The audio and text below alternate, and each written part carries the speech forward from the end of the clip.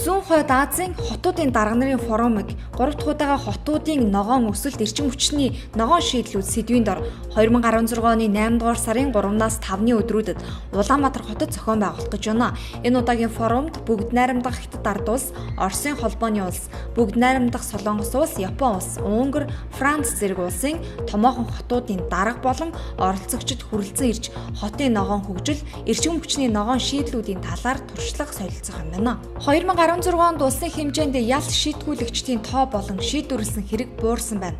2016 онд 2600 гаруй эрүүгийн хэрэг шийдвэрлэж 2900 гаруй хүнд ял оноожээ.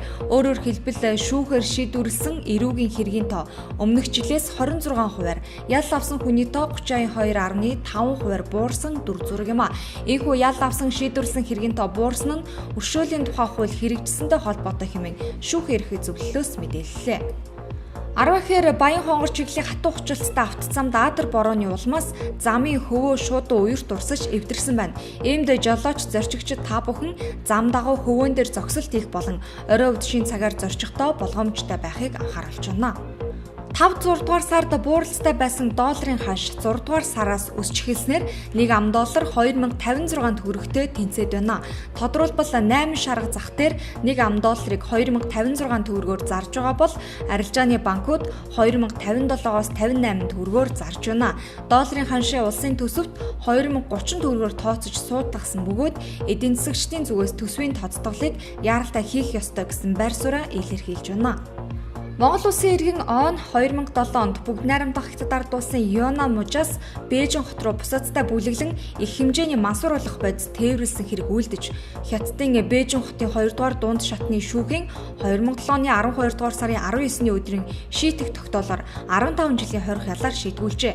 Тэрээр Хятадын Өвөр Монголын өөртөө засах орны Хөх хотын 1-р хорих ангид 9 жил хорих ял эдэлсэн бөгөөд үлдсэн ялаа эх орондоо үргэлжлүүлэн эдлэх хүсэлтэд Монгол улсын ерхий прокурорт гаргасныг хүлээн авч шийдвэрлэжээ. Тодорхойлбол Ялтан ООГ 2 улсын ялтан шилжүүлэх гэрээний дагуу эх оронд нь шилжүүлэн авчирсан байна. Өнгөрсөн амралтын өдөр Баянзүрх дүүргийн нутаг дэвсгэр инх тайвны өргөн чөлөө Жуукийн хойд автобусны буудлын замд нийслэлийн зорчигч дээврийн нэгтгэлийн Дэво BS 106 маркийн автобусны жолооч Бэн зорчигч 62 настай эмэгтэй Дэг унгаж гэмтээсэн байна. Мөн Чингэлтэй дүүргийн нутаг дэвсгэр баруун сэлбийн гудамж 15 дугаар байрны урд замд Прус маркийн автомашины жолооч Аан явган зорчигч 6 настай эмэгтэй Ааг мөргөж гэмтээжээ. 2016 оны улсын хурал болон нийслэлийн иргэдийн төлөөлөгчдийн хурлын сонгуулийн маргаан өмнөх сонгуулиудаас өссөн үзүүлэлттэй гарчээ. Энэ талаар өчигдөр шүүхийн ерөнхий зөвлөлөөс тайлангийн хурлын үеэр дурдсан байна. Шүүхэд ирсэн сонгуулийн үеийн маргааны дийлэнх хувийг сурталчилгаатай холбоотой зөрчил эзэлсэн байна. Тухайлбал сурталчилгаа явуулахдаа хууль зөрчсөн, мөн сурталчилгааны самбар буулгасан зэрэг зөрчил илэрчээ. Монгол Улсын засгийн газрын хуралдаан 7 хоног бүрийн лавг гарагт хуралдахаар болжээ. Монгол Улсын засгийн газрын хуулиар засгийн газрын хуралдааны дэгийг наривчлан зохицуулдаг байна. Уг хуулийг дагаж гаргасан Монгол Улсын засгийн газрын 178 дугаар тогтоолд засгийн газрын хуралдаан 7 хоногийн лавг гарагт болно гэж заасан байдаг байна.